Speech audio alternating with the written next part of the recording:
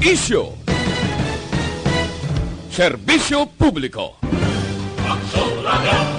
Sa Bacolod, Aksyon Radio. Aksyon Radio!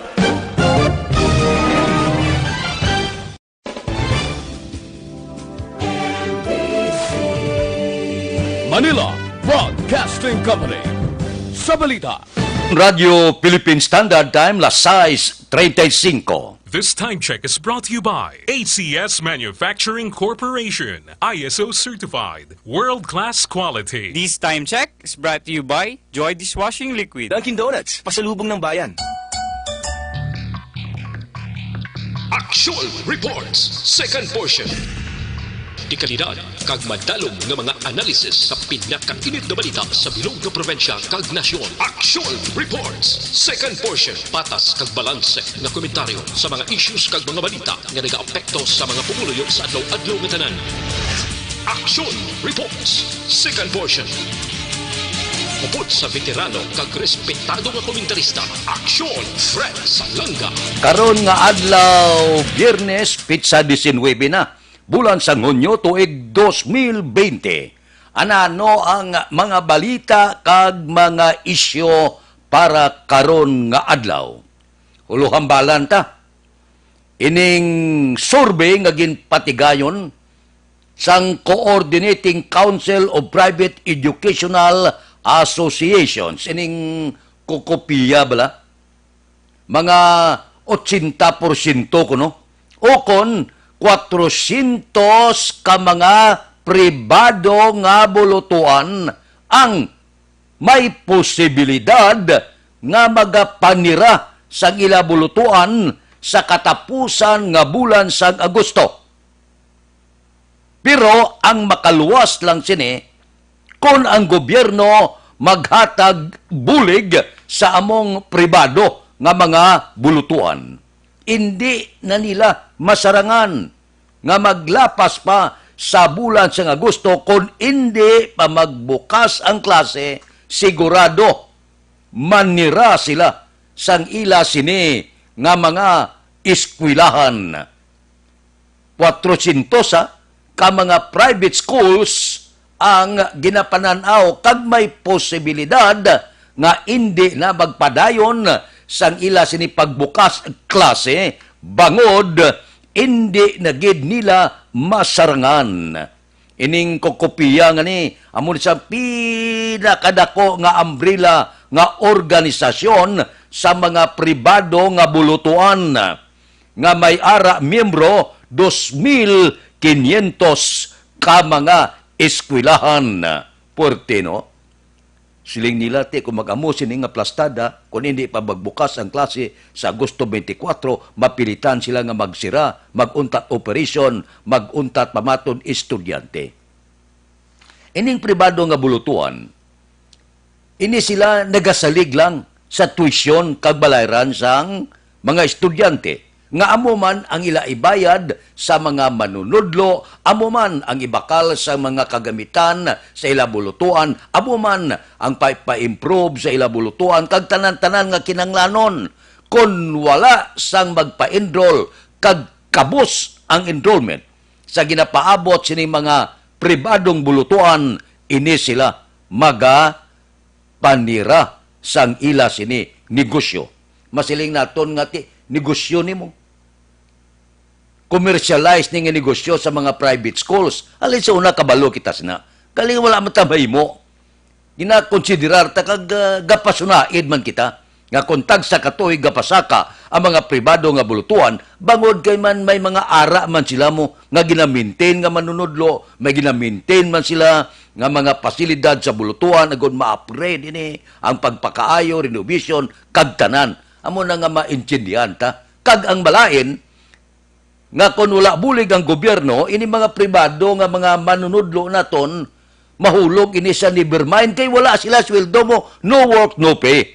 Lain niya sang iya nga manunudlo sang gobyerno, bisan bakasyon, bisan sa COVID-19 subong, sige bato nila ya sang ila sini sweldo. Sang una, kung magsiling ka nga manunudlo ka sa pribado nga bulutuan daw sikat ka, taas sweldo mo, baliskad subong. Kung ara ka sa pribado nubo ang sweldo, no work, no pay pa, kung ikumparar sa mga pampubliko nga bulutuan. So amo ini, ang isa pagid nga kinakabalakan sa mga pribado nga bulutuan, mahimo nga madamo sang hindi makapa-enroll, makabalik sa mong bulutuan, kag linibo-libo ang mahimo magsaylo sa mga pampubliko nga bulutuan. Plus, nga may ara universidad ang estado nga wala bayad. Amo ini, ang ginatubang subong sang mga pribadong bulutuan.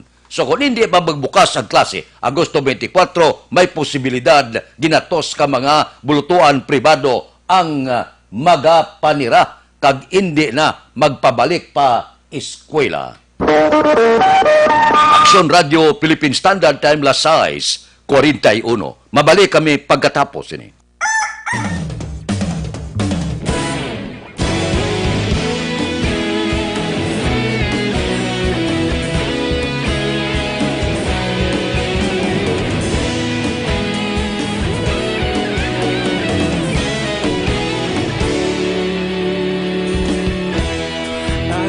Simbanwa, mabugaw nga hangin nagadapyan na. Ikaw na ginapamati, alamon ginasandigan. Tingog sang probinsya, kamatuuran ginapalap na. Minsay nga may dala, paglaom kag kasanat. Tuig na nagligan, ikaw gihapon ang ako nga istasyon. Sa pagbudlak sang adlaw, sa pagtuhaw sang biton. Mga balita nga dala inspirasyon. Aksyon radyo, bakolod man sa gihapon. Padayon aksyon radyo, bakolod saludo sa imo. Padayon aksyon radyo, salamat sa pagserbisyo.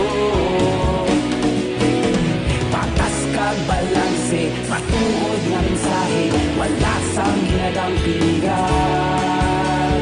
Padayon Aksyon Radyo.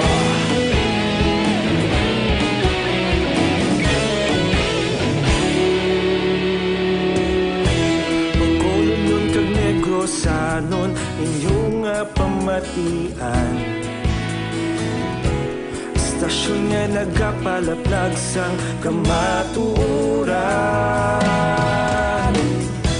Mabakod nga prinsipyo, reporter handa sa serbisyo. Kahapon, karon kag sa gihapon, kita magapadayon. Tinuig na nagligan, ikaw gihapon ang ako nga istasyon. Sa pagbutlak sang adlaw, sa pagtuhaw sang biton. Mga balita nga may dala inspirasyon. Aksyon radyo, bakolod man sa gihapon. Padayon Aksyon radyo, bakolod saludo sa imo. Padayon Aksyon radyo, salamat kit sa pagserbisyo. Patas kag balanse, matuod na mensahe, wala sang ginadampigan. Padayon Aksyon Radyo. Una sa balita, una sa aksyon, sa Bacolod Aksyon Radio. Una sa balita, una sa aksyon, sa Bacolod Aksyon Radio. Ikaulog na ngay, sansan ano nga kaintangan. Responsable nga pagbalita, pagdahil nga ipalak na. Malasig pero sigurado, aksyon nga may dala pagpalanggan.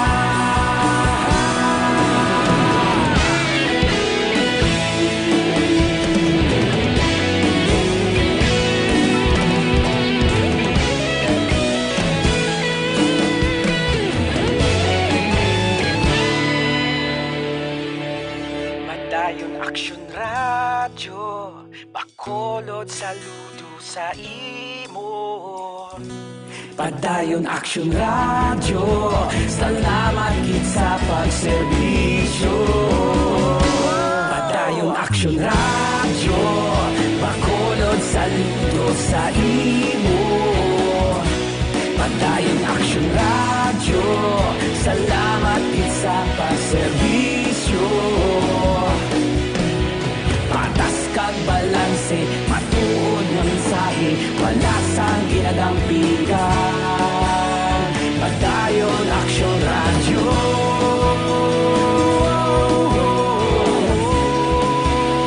Padayon Action Radio.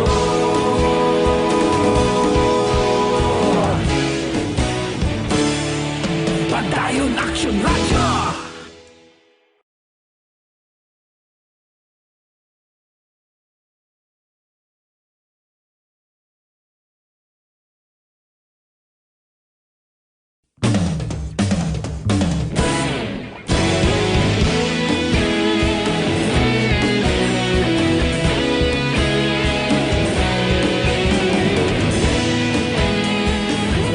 Philippine Standard Time, las 6:46. Ano pagid ang mainit nga mga isyu nasyonal? Si Duque daw ginadabukan subong. Porte ang hano saya wala kadto, pero sa likod sina si Presidente Rodrigo Duterte nagalantaw pa ya nga kay may salig ang presidente nga madipinsahan ni Tiglikom Francisco Duque III ang mga aligasyon kag irregularidad nga ginahan-o saya batok sa pila ka mga mamalida kag pila ka mga sektor sang sosyudad. Gapatigid si Presidente Rodrigo Duterte nga masabat kag mahingapinan ni Duque ang iya sini nga obligasyon sa ahensya sang Departamento sang Ikaayong Lawas. Ano ang mga ginaduso nga investigasyon kay Duque nga cover sang investigasyon sang ombudsman? Amo ini ang mga masunod: pagbakal sang test kit sang COVID-19, atrasado nga procurement sang personal protective equipment kag iban nga mga kagamitan para sa mga healthcare worker, ginaligar atrasado nga paghatag benepisyo sa nagkalamatay nga mga medical worker kag subong man nagataas nga pagkamatay kag nalatnan sang COVID-19 ang mga medical frontliner. Ginupod sang ombudsman ang wala aksyon, ulihi sa mga financial assistance sang mga nagkalamatay nga mga medical frontliner. Ulihin na lang kang nagkarankaran, ulihin na lang kang nagpanagtagbulig kung wala nagarangkada si Presidente Rodrigo Duterte. Pero sa gihapon ang pagsalig sa Presidente, ara gihapon sa Tiglikom sang Departamento sang Ikaayong Lawas, Francisco Duque. Porte, no? Sa mo na ning trabaho, wala kag tuo ni Duque, subongo, mga tubang pakaso. Pero siling sa Malacanang, masarangan ina, kagbadi pinsahan ni Duque ang iya sini nga obligasyon kag trabaho nga gintugyan sa iya abaga.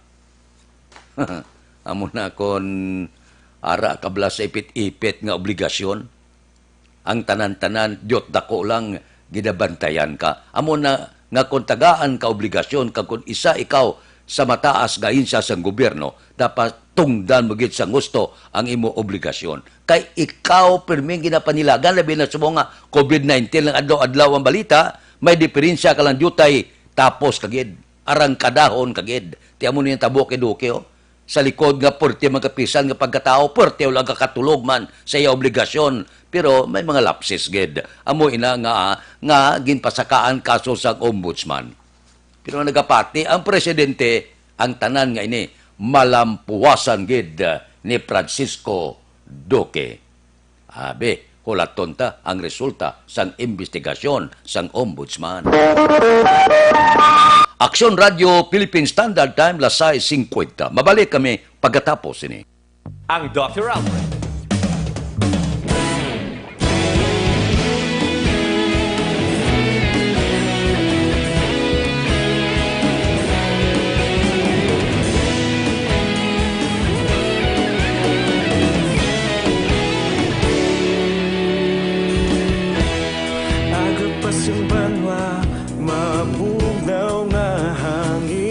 nagadapya na ikaw nang ginapamatian namon ginasandigan tingog sang probinsya kamatuuran ginapalap na minsay nga may dala paglaom kag kasanat Tinuig na nagligan Ikaw gihapon ang ako nga istasyon Sa pagdudlak sang adlaw Sa pagtuhaw sang biton Mga balita may dala inspirasyon Aksyon radyo Bacolod man sa gihapon Padayon aksyon radyo Bacolod saludo sa imo Padayon aksyon radyo Salamat isa pa serbisyo Patas kag balanse Matuod nga mensahe Wala sang hinadang pilihan Padayon aksyon radyo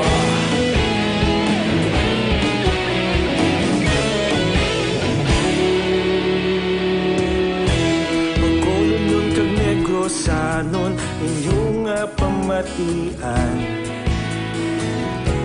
Istasyon nga nagapalaplag sang kamaturan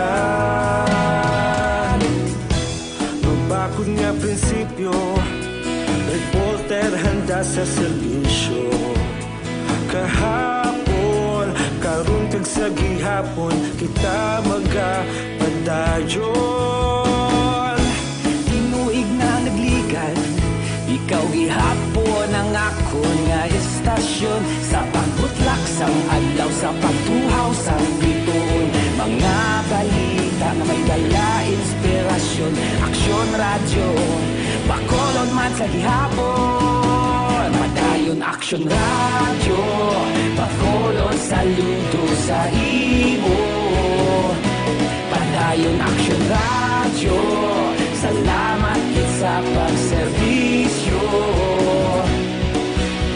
Patas kag balanse Matuod na mensahe Wala sang ginadampigan Padayon aksyon radyo Una sa balita, una sa aksyon, sa Bacolod Aksyon Radio.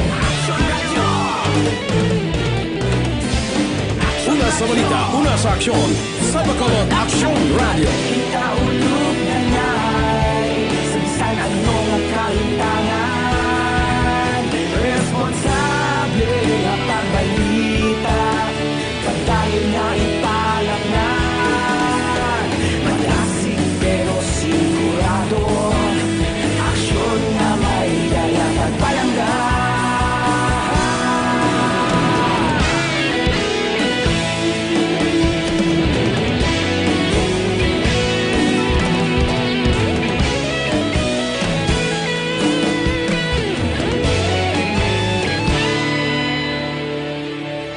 Padayon aksyon radyo Bacolod saludo sa imo Padayon aksyon radyo Salamat gid sa pagserbisyo Padayon aksyon radyo Bacolod saludo sa imo Padayon aksyon radyo Salamat gid sa pagserbisyo Patas kag balanse Matuod nga mensahe Wala sang ginadampigan Padayon aksyon radyo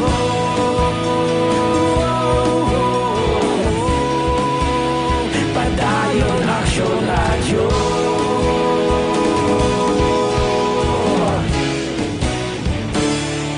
Padayon aksyon radyo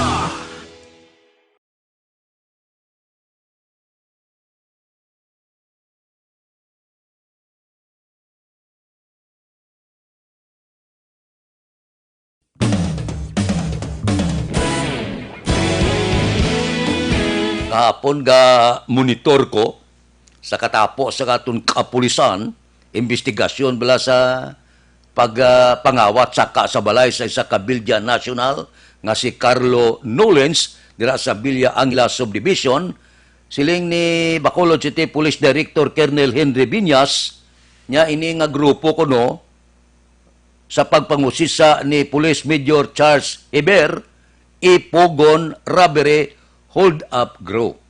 So, silingon, amo ni mga person of interest nga ginatumod nila. Siling ni Viñas perti ini, nagaangkon ini sila sa matagas kalibre nga mga armas, amak mong gigamit ka armas to, may mga 45 caliber pistol, may 9mm nga ginaisyuhan sini, mga otoridad lang, M16 Armalite rifle. Di ang buot silingon, may pundo nga kwarta, ining Ipogon Robbery Hold Up Gang ani.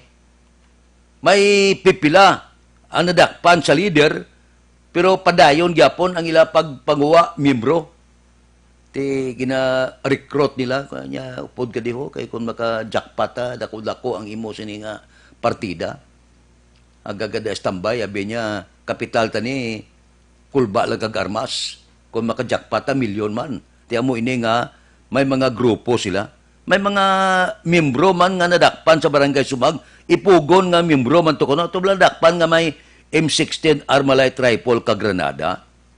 Ipogon group man to kuno. Suno sa aton kapulisan diri sa Bacolod. Ang punto na to na muni.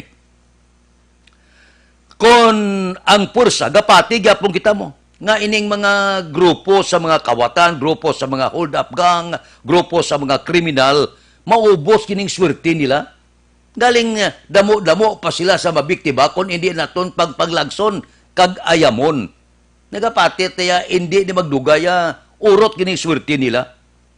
Nga subong pa lang maayo maning plano nga kinanglan isahon ang pursa sang CIDG, Regional Intelligence Division, kag Operation Unit kuno sa Bacolod kag Negros Occidental. Panahon na ini, ngawpungon yung pwersa nyo, ayamon ini sila, misan diin ini sila gabahin sang probinsya, sang Negros, Region 6, Bacolod kag iban pa, hindi magdugay, maurot gid ini sila, kaladakpan. Hindi ko yung magpati nga ang swerte nila, padayon, maurot giniya, ang ila swerte, kon magatrabaho ang pursa sa kapulisan. Kapati kuya, nga masarangan ini sa kapulisan, sa bilog nga riyon size, masarangan nila nga madakpan ini. Kag isulod sa bilangguan, ining mga responsable nga nagapamatay, kapadakasaka, nga nagapangawat sa bilog nga riyon size. Kapati, gyapon kuya, sa ikasarang sa aton kapulisan. Hindi magdugaya. Madakpan gid kung tagaan lang tutok ini, hindi pagpahuwayan, ayamon nga ayamon, di sila manago. Ambot ko silingon, ang swerte sa tao, gaabot, asod-asod man. Pero ang dimalas, kung mag-abot, inasod-asod man. Kag kung mag-abot, inangation sigurado. Maurot gini, ining mga Ipogon Robbery Hold-Up Gang, kon isahon, kag arangkadahon, sang pursa, sang aton kapulisan, kag militar. Aksyon Radio Philippine Standard Time Lasay 58 na. Mabalik kami pagkatapos ini. Ako gali si Sa dinami-dami ng usapin ngayon tungkol sa COVID-19, nangingibabaw ang tanong tungkol sa expanded testing. Ano nga ba ang expanded testing? Bago natin sagutin ito, mahalaga munang malaman natin kung ano ang confirmatory test para sa sakit na COVID-19. Ang Reverse Transcription Polymerase Chain Reaction o RT-PCR ay isang laboratory test na tumutukoy sa mismong virus sa loob ng tao. Ang RT-PCR ang siya lamang test na ginagamit upang makonfirm ang sakit na ito. Kaya nitong alamin kung may virus na sa katawan ng isang tao bago pa man lumabas ang sintomas. Kaya naman sa ating expanded testing, RT-PCR ang ginagamit natin ngayon. Hindi ito katulad ng Rapid Antibody-Based Tests o RATs na tumutukoy lamang ng antibodies sa katawan. Sino-sino ang kabilang sa expanded testing? Sa expanded testing, ang mga sumusunod na mga tao na may history of travel sa isang lugar na may COVID-19 o nakisalamuha sa taong may COVID-19 ay sasailalim sa RT-PCR test. Una, mga pasyenteng may malubha at kritikal na kalagayan. Ikalawa, mga pasyenteng may edad 60 pataas, pasyenteng mayroong ibang sakit, o mga pasyenteng may maselang pagbubuntis. Ikatlo, mga pasyenteng may bahagyang sintomas, at ika-4, iba pa nating kababayan at mga healthcare workers na walang sintomas ngunit may travel history o contact. Mayroon na tayong mga laboratorio na kayang gumawa ng RT-PCR sa Luzon, Visayas at Mindanao. Sa kasalukuyan, layunin ng ating gobyerno na tumaas pa ang health system capacity ng bansa upang matest sina lolo, lola, kuya at ate na pasok sa populasyong kailangan ng testing. Ginagawa natin ito upang mabigyan ng tama at agarang atensyong medikal ang mga pasyente at para matukoy ang iba pang tao na nakasalamuhan nila. Mahalaga ang pagpapatest sa paglaban sa pandemya, pero mas mahalaga kung mapapanatili ang kalusugan ng ating katawan. Mas mainam kung lalabanan natin to ng sama-sama. Ika nga, prevention is better than cure. Mag-exercise, kumain ng tama, practice cough etiquette, sundin ang 1 meter rule sa physical distancing, maghugas ng kamay, at higit sa lahat, kung maaari ay magstay at home. Samahan kami sa susunod na video para malaman ang kaibahan ng RT-PCR sa RATs. Sa dinami-dami ng usapin ngayon tungkol sa COVID-19, nangingibabaw ang tanong tungkol sa expanded testing. Ano nga ba ang expanded testing? Bago natin sagutin ito, mahalaga munang malaman natin kung ano ang confirmatory test para sa sakit na COVID-19. Ang reverse transcription polymerase chain reaction o RT-PCR ay isang laboratory test na tumutukoy sa mismong virus sa loob ng tao. Ang RT-PCR ang siya lamang test na ginagamit upang makonfirm ang sakit na ito. Kaya nitong alamin kung may virus na sa katawan ng isang tao bago pa man lumabas ang sintomas. Kaya naman sa ating expanded testing, Time la City 2, standby na. Sa aton Aksyon Balita Morning Edition, liwat magadulong sa aton sa mga balita lokal, national, international, sports, kag artista. Upod kita kay Aksyon Boy Duran, kag Aksyon Dorel Cabato, Aksyon Fred Salanga, una sa balita, una sa aksyon, sa Bacolod, Aksyon Radio.